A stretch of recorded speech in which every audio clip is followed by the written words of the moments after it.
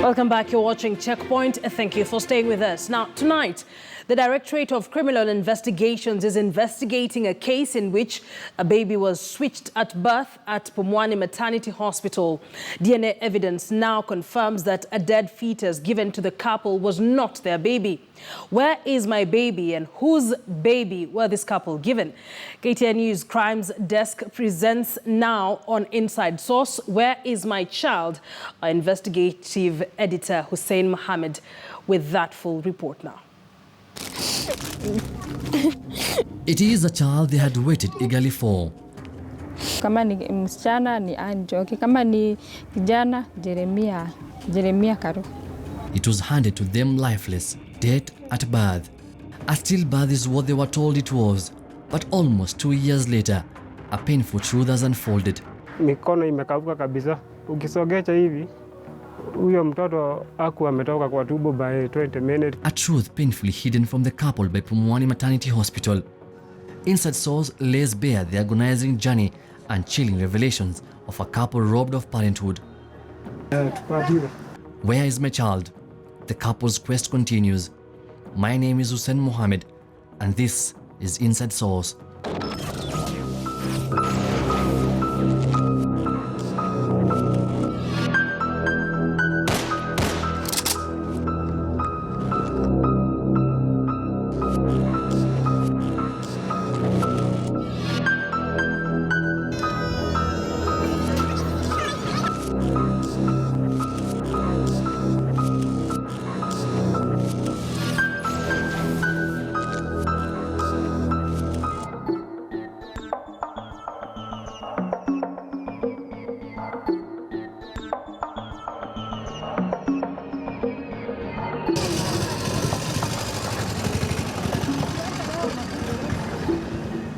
In the suburbs of Nairobi, Pangani Estate, a young couple is trying to contextualize the dilemma as it unfolds.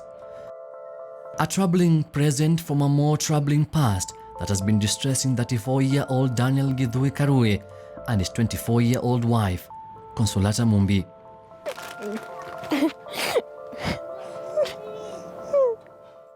KTN News Inside Source has been following the lives of this couple. A couple that continues to be suffocated by the cloud of expectation and disappointment. Expectation that is depicted by a reminder of why they ought not to give up. 20th January 2018, expectant Consolata Mumbi would walk into Pumwani Maternity Hospital for delivery. She had just come from Kiambu Hospital. According to the nurses, the patient, Consolata Mumbi, had antepartum hemorrhage and non-reassuring fetal status, which means she was bleeding and the status of her baby was uncertain at that moment. This called for an emergency cesarean section. Hours later, in the theater, Mumbi gave birth, but unfortunately, nurses informed her baby had died. They said this was a stillbirth. A drowsy Mumbi at the moment did not have much to recall. Anakaa baridi. Alafu akona hii kitu anakaa kitu ilikufa kitambo, alikuwa amekufa kitambo. Sasa hiyo alikuwa ametoka kwa tumbo. 20 minutes later, moments after sunrise, the husband is called in the theater room, but there was something unusual. Niliingia hapo nikapata mtoto mwenye nimeambiwa ni wangu, amekauka kabisa, amelala tu straight, wameshamsafisha. Alafu kitovu yenyewe ilikuwa ni kama pipe juu. Haikuwa imekatwa yote.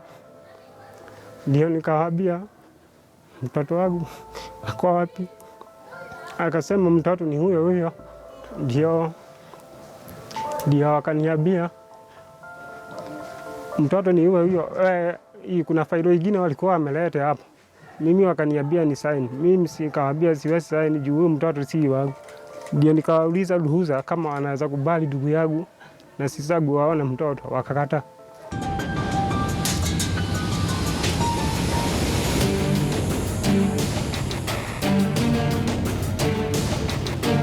A livid Daniel Githui walks outside and reports the matter to California Patrol Base, who later recommend him to go to the Directorate of Criminal Investigations. All he wanted was a DNA test to be conducted to prove that this is their child. Akaita meeting, huyo in charge alikuwa anaitwa Omodi. Akaita meeting ya watu wa 6 hapo. Tukaongea, hao akakana ati hawezi fanya hivyo. Mtoto ati hawekagi kwa hawana hata fridge. Kwa hivyo mtoto akitoka wanampeleka tu kwa nini mochari. Sasa penye walisema hivyo, mimi nikamwambia basi tufanye DNA. Months later, nothing had happened. Occasionally, you would meet them outside the DCI headquarters or at Pumwani Maternity Hospital. All he could focus on was getting the DNA test. He was fired from work, unemployed, and wretched. His wife so anxious that she could not eat well. Neighbors say the couple had gone into depression. Ni uchungu. Ndio hakuna kitu baya kama umefanywa CS, unaponya kidoda haina mtoto. Na tena hata afadhali ingekuwa haina mtoto na mtoto ulizika na mtoto ni wako. Kuliko huna mtoto, ulizika mtoto mwenye si wako, mtoto wako bado uko uhai. Hiyo kitu inasubuanga mtu sana. Lakini kama unazika mtoto mwenye alio wako, at least hiyo kidoda hata inaponanga haraka. Lakini kidoda yenye haina mtoto na mtoto hata mwenyewe ni kuibiwa, acha niseme tu ni kuibiwa, aliibiwa, ni uchungu. Na watoto wakicheza nje nasikia vibaya. Nakumbuka yetu sijui yako wapi. Hata mwaka wa kwanza nilikuwa naangalia wamama wamebeba na nafikiria tu labda huyo ndio wangu hivyo. Mpaka naangalia. Nilikuwa na mawazo mingi sana. As a mother who had lost her child at birth, Mariam understood too well the pain of Daniel and Consolata. Unajua kizana mmoja na mtoto wako ndio huyu. Lakini wewe mtu wa CS, juanzi mtoto akishatolewa, wewe unakufanga ujuagi chochote na unakaga for some hours before ujisikie. So watu wa CS ndio upitie hiyo maisha ngumu hivyo. Lakini mtu akuzaa nao ni ngumu sana ubadilishwe mtoto. Lakini sisi watu wa CS tunapitianga.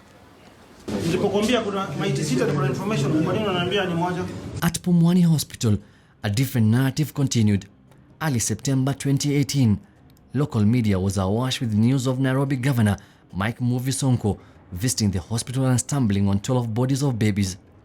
5 of the babies were wrapped in plastic bags, while 6 others were stuffed in medical supply boxes. All the infants had tags on their wrists. Mama anaadmitiwa 2 weeks in labor ward. 2 weeks. For God's sake. This opened a can of worms and stories of grim as horror inside this facility started creeping out. Kiambu nilikuwa nimelipa taksi aende huko. Na hapa ni dakika 20 kutembea. Nikasema afadhali aende huko kuliko Pumwani juu nilikuwa nimesikia mambo yao toka kitabu. Sikuwa najua itakuja kunifanyikia hiyo. On 19th February 2019, acting under the request of Corporal Juliet Kimwere of Homestead Division at the DCI, they met at City Mortuary where the body was retrieved and they took samples. A blood sample and nails from baby Consolata Mumbi were retrieved. Later, samples from Daniel Githui and his wife Mumbi were also taken. Their DNA samples will be taken with a promise that they will be out in 3 weeks. Almost 2 months later, the poor Kenyans were left on their own. The couple waited eagerly for the results. The psychological, mental and physical torture was evident. Sahi niko na depression sana juu. Sahi siwezi enda kutafuta kazi ya permanent. Nafanya tu vibarua. Mwenye alikuwa ananijua alinifuta. Hata hizo 10,000 na iticho siwezi afford. Nataka haki yetu itendeke. They later lodged their complaint with the Commission for Administrative Justice, the Ombudsman. The Ombudsman took up the case, addressing it with the government chemists. This led to the DNA results being released. We want the records from when Mrs. Karue was admitted to hospital to the time that she delivered the baby, so that these records are going to indicate who are the mothers who gave birth at that point in time and whatever situation that could have lent to this switch of the babies. A report prepared by the government analyst at the laboratory of the Government Chemist Department, Dr. Joseph Kakunda Gimani, revealed, based on the above findings, Consolata Mumbi and Daniel Githui are excluded as biological mother and father to baby Consolata Mumbi.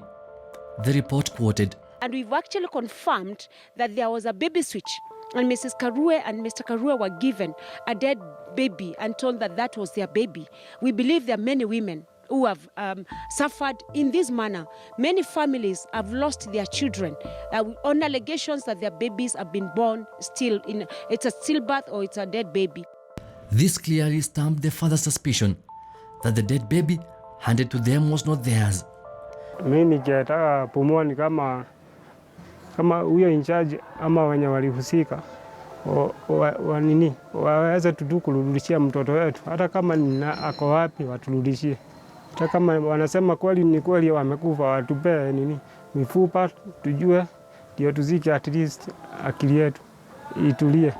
Juu kaaga unafikiria hati mtoto wako hapo pale fulani ni kuchungu. The couple has since made countless visits to the hospital demanding answers, but all they have gotten is diversion, disinterest, and more questions. Many more questions. Hata tujui kama tutaimuona. Juu hata sasa hivi wameanza kuongea uongo. Ati bibi alienda Kenyatta na hakuna hata hawakuturuhusu tutoke kwa gate. Hawakuwa anaturuhusu. Walikuwa wanatuzuilia hapo, hataki tuingie huko ndani.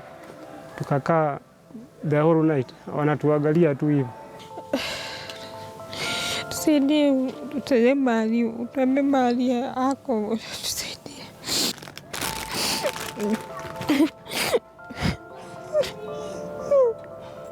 The wife closely holding to the clothes they had bought for their unseen baby. The scars of pain have left this family in tears. Where is their child? Nasikia uchungu moyoni. Sasa naona skaa kwa tumbo yangu, nakumbuka tu mtoto wangu hayuko. Sasa alafu nilimbeba for 9 months. The family even had a name for their unborn child. Kama ni msichana ni Anjoki, kama ni kijana Jeremia Karu. The case is currently under investigation at the Kenya Medical Board. It's an offense if you give the wrong body to the wrong person. This will have even legal implications.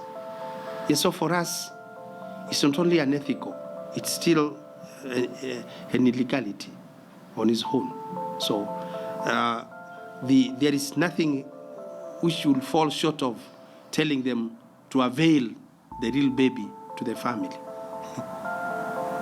body to the family. That's it.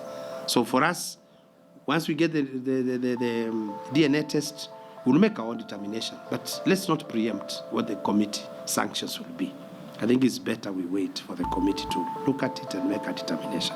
So after we conduct our systemic investigations, then we are going to make a recommendation on what should be done. And you know, as we speak now, the Court of Appeal made a decision and said that the determination or the decision of the Office of the Ombudsman is binding.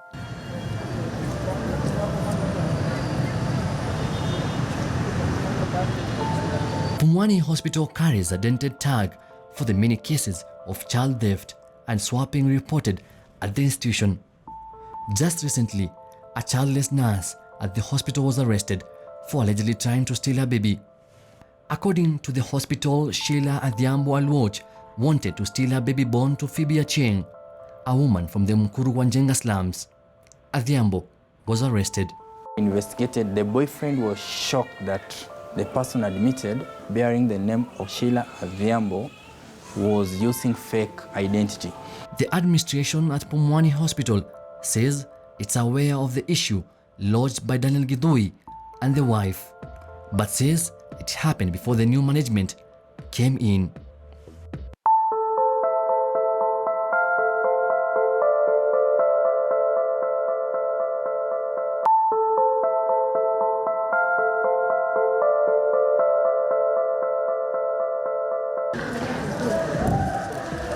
For the poor couple, the search continues, the search for their unseen baby. If they can have their privilege for a wish, it will be that they can hold their baby Anne or Jeremiah, dress him or her in the clothes they have held on to for years. Their wish too is for justice to be served. Wanasema kweli ni kweli wamekufa, watupee mifupa tujue, ndio tuzike, at least akili yetu itulie.